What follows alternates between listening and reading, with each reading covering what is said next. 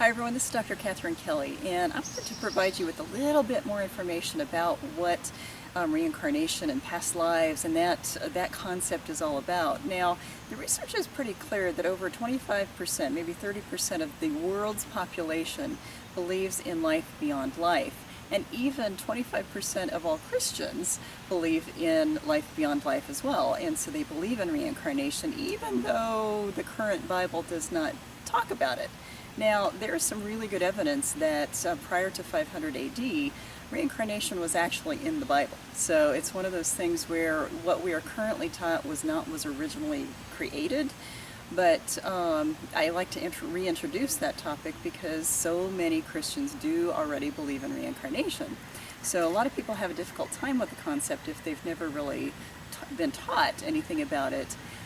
But I also want to throw out there just a really concrete example of maybe a way to conceptualize what past lives are all about and how they affect our current life.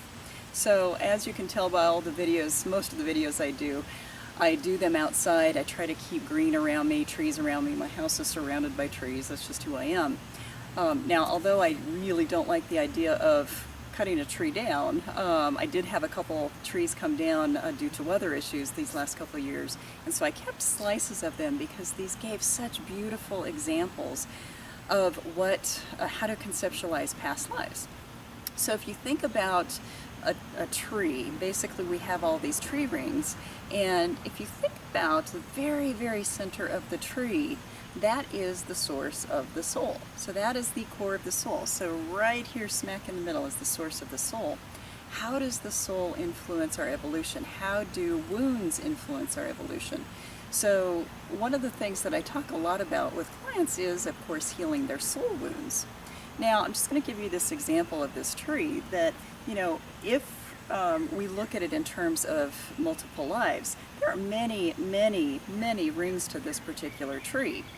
And here's the point, it's a little bit off center. So there was something that happened in the lifetime of this particular tree that kind of pulled the center off a little bit, but not so much that it ruined the tree. So this was a pretty vibrant tree until a windstorm came and knocked it down, and I unfortunately had to do a little work to get it off my land. But if you look at this, it had pretty simple basic lifetimes until it got to right here. And there was a notch. Who knows what happened particularly in this lifetime of the tree, but there was a notch that happened, and it took about 7 or 8 lifetimes of the tree, cycles of the tree, for it to outgrow that notch so that it could move forward. Once it outgrew it, it went on for a few more lives before it had another notch hit. So, and then it went on to this ding over here, and basically never fully healed from that up to the point that it fell down. So if you look at this tree, you've got pretty smooth concentric circles, a little off center, but not too much damage. You have a few dents and dings, notches, but again, it did not hurt the tree so much that it killed it. And this probably would not have killed it either. Wind, storm basically killed it.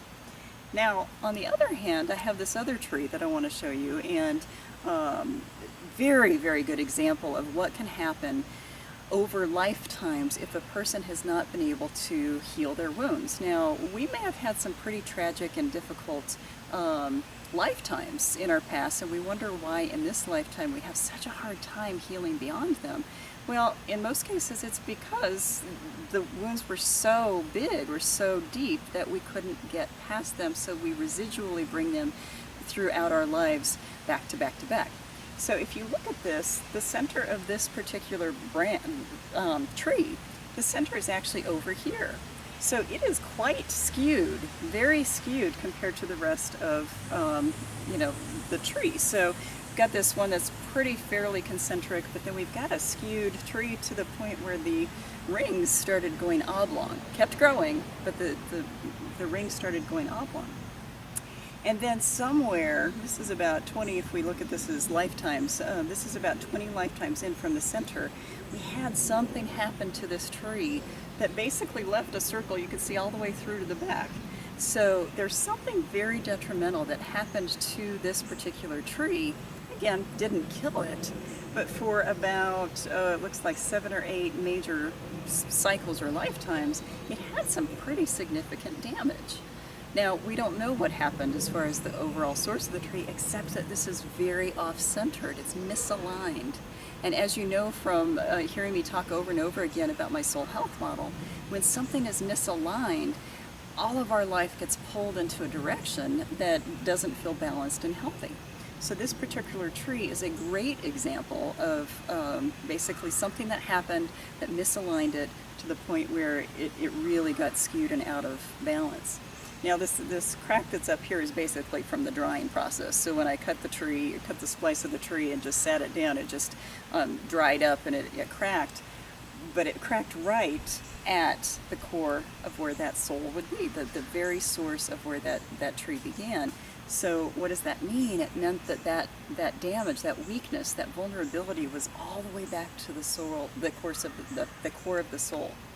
So I just wanted to illustrate this and help you realize that when we don't heal our soul wounds, we basically carry them forward. We carry them forward. We carry them forward. So we don't even know sometimes why we struggle so much with certain things. So whether it's a health problem, whether it's a type of relationship issue, whether it's a relationship with a particular person, could be financial issues, could be anything. We have to think about what our soul wounds are doing to hold us back in our evolution or alter our evolution. So again, fairly concentric, not so concentric, but this is a great indication and illustration of what happens to us in our lives if we don't heal.